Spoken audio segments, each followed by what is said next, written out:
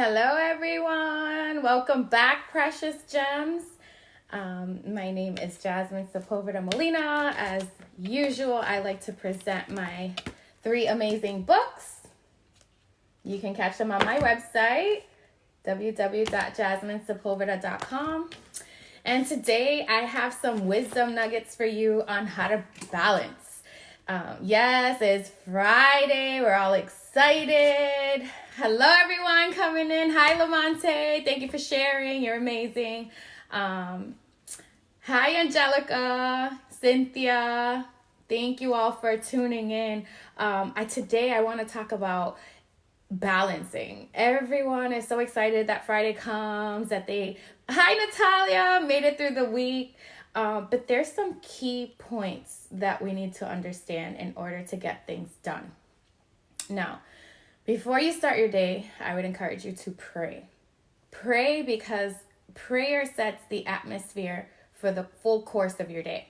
So before you could even get up from your bed, start your day, and consider what's coming next before getting your kids ready, before getting yourself ready. I think it's important to at least brush your teeth, because you have to remember you're talking to the King of Kings and Lord of Lords. And at least wash your face, brush your teeth, talk to the Lord. Explain to him what it is that's in your heart and how it is that you want your day to unfold according to his will and purpose. That, my friends, will eliminate any type of stumbling blocks that the enemy tries to place in your path. But the most important of it all is covering your children and covering your spouses with the precious blood of Jesus Christ. And the verse I want to begin with is Proverbs 22, verse 6. It says, "Train up a child in every way they should go, and when he is old, he will not depart from it." As parents, we're so required to hold and manage many different hats. So for moms, I think we're the managers of all managers when it comes to the household. We have to make sure that there's cooked food on the table. We have to make sure our children are fed and clean and healthy, and that appointments are already set up. Dad can take them, but we're the ones that have to schedule it. We have to show up to work. We have to work on our own business if we have one. We have to make sure that we're okay spiritually and mentally so that we can be healthy for everyone else in our household. And it's difficult to manage all of that because you're not only managing your personality, you're managing everyone else's personality in your home. So moms, you set the tone and the atmosphere in your household. So without prayer, how is that happening? That's just a question to ponder on. Without prayer, if you start your day every single day without praying, how is it that you're at peace within yourself and your household is at peace too? A lot of you may come home to chaos, kids running around, toys being thrown around, your spouse not being too happy because something happened at work, and then you get the ripple effect of that. Now, when you pray, God prepares your heart to receive everyone else's heart in your household. And I start with the household because that's the first priority and ministry of anyone who's a believer. And as a mom, I have 4 beautiful children, a husband, and I'm always in contact and with my parents. So if we sum that all up, that is 8 people, including myself. I love my family to death. I care for my loved ones so much. I want to make sure everyone's okay. So I make it my business and my priority to see how they're doing. But the ones that I like to focus on right now in this topic is our children. You know, as parents, it's not easy, and some of us are struggling with rebellious children who are listening to things that they hear in school or acting out as a friend is acting out because they're seeking attention. But we have to remember that we are the set example for our children. And if we set them up in integrity, which means doing what is right when no one else is looking, our children are going to follow. So how is it that you're carrying yourself in front of your children? Are you talking about other people in front of them? Are you scolding at them every single time they walk into the room out of a custom? Not because you mean to, but because you're used to having that tone with them. If your child is being rebellious with you, it is so hard to try to reshape them, but it is easy to instill the word, which is Proverbs 22 verse 6, attach it to parenting, and just reflect on it, dwell on it. Try to help your children understand that your house is going to be instructed by the ways of the Lord, and your child will abide by it. But it's easier said than done. That's why you as the parent have to be the set example. Another point that I wanted to share was be careful how and what you say around them. Let's say, for instance, you and your husband are talking about personal bills, personal financing.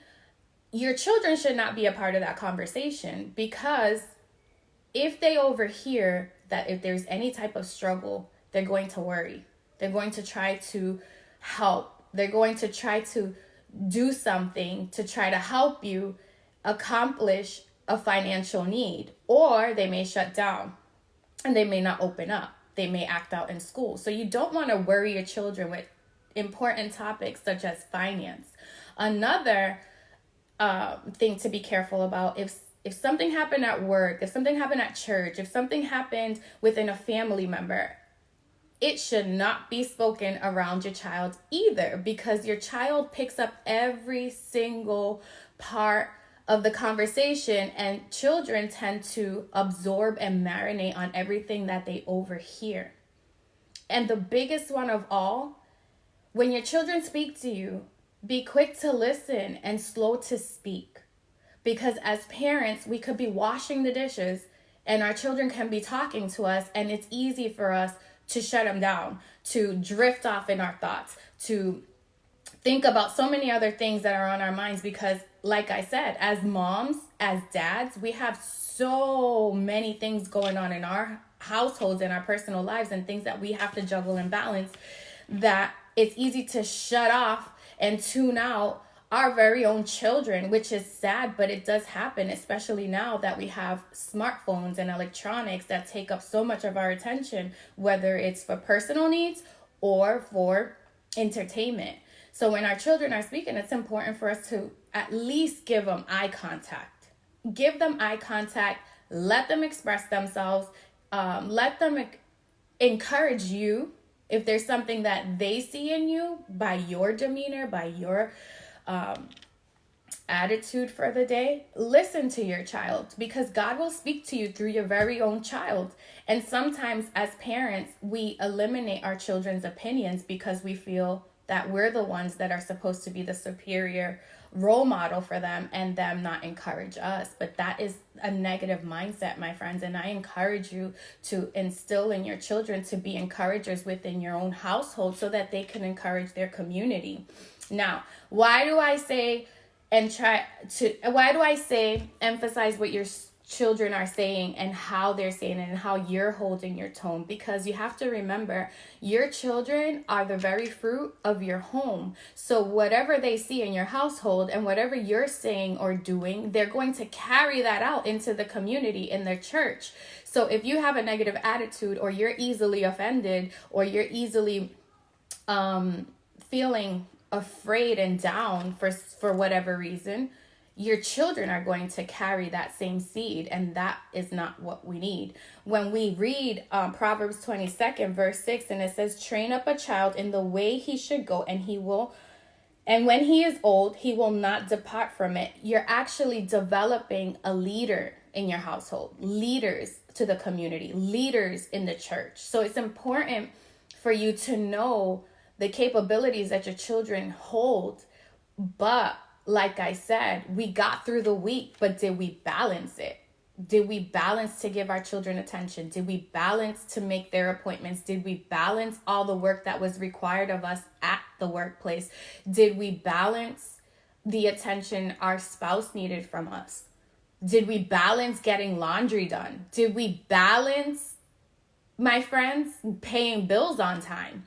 If you signed off to a bill, whatever debt that may be, you are a stewardship of that commitment. You said, I'm signing here, promising that I would pay and follow up as payments are due. So are you being a good steward of doing things on time? We have 5 days out of the week to work, most of you, and then we have the weekend and we should rest and replenish that time. However, just because we made it to Friday does not mean that we have all the right to slack off. We should rest, but not slack off. So I encourage you, if you have made it to Friday, but it was unbalanced, you didn't accomplish half the things you were supposed to accomplish, your child told you about something that was important due for them this week, whether it was a project, a recital, or a simple birthday party, skating ring, whatever the case may be, and you completely forgot, you're unbalanced. If there's something that you were supposed to do and you forgot, you're unbalanced. So I encourage you to get an agenda. Always, always, always start your day in prayer. Reflect on the needs of your family. They're the first ministry of your home. Before you can go out and pray and reach out to small groups and partake into the church, you have to remember that your family is first. If your loved ones are alive and well, reach out to them. Simple phone call, simple text, telling them that you love them, checking up if they're okay goes a long way. And end your day in prayer. The same way you begin your day in prayer so that the Lord can set the atmosphere and remove any stumbling blocks that the enemy might place in your path, you want to end your day in prayer as well, because you need to have a balanced life. And when you say to the Lord, Lord, I start my day with you, have it done however you please, and now my day has come and gone, Lord, close out the day as you please. The Lord is going to protect you in your sleep. Not a lot of people will wake up tomorrow, but we don't know the will of the Father. That's between you and God. But you have to remember, the same way that you hold your life to a high standard, your children are watching. So it's important that you as parents are not unbalanced and all over the place, because your kids are watching. And if your children are in chaos and disorder within the home, not outside, because I think a lot of our children know how to behave outside of the home, but inside, when you tell them, go take a shower, brush your teeth, pick up your clothes, maybe they need a schedule. Maybe they're off schedule because you're off schedule. How can you fix that? Well, you can handwrite a schedule from the time your family wakes up till the time your family goes to bed. Stick that schedule right at the exit. Before they exit out their room, you tape that schedule to your child's door, and they'll know what's happening next, because children need a schedule. Believe it or not, they need to know what's happening next. They need to know what's happening during the week, because it makes them develop into influential adults. And I'm speaking by experience. And when your children speak, please be sure to give them eye contact. So the last point that I wanted to share with you is that making eye contact is letting your children know that you're serious about what they're expressing to you, and that you're listening. Sometimes when our children are speaking, we're looking down to our phones, or we're folding clothes, or we're having a conversation with them and another person. And I think that, my friends, is part of the unbalancing in the household. And it needs to honestly stop. It needs to be clarified. I think that if you need a family meeting, it should be called.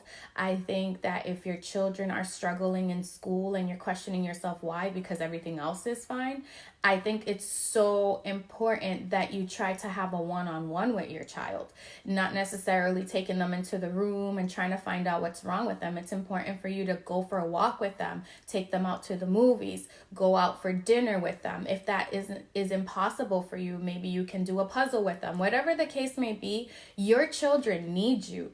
And a part of being unbalanced affects them in such a way that is not okay. It's not okay, because once again, or wisdom when it comes to faith, because I'm faith-based believer, faith-based encourager, and I really, really, really, really want to see the best in you, the best in your children, the best in your spouse, and most of all, the best in your spiritual walk. So have a blessed evening, everyone. I pray that your weekend is so filled with joy. And once again, leave your comments on anything that you wish to talk about. Have a blessed evening.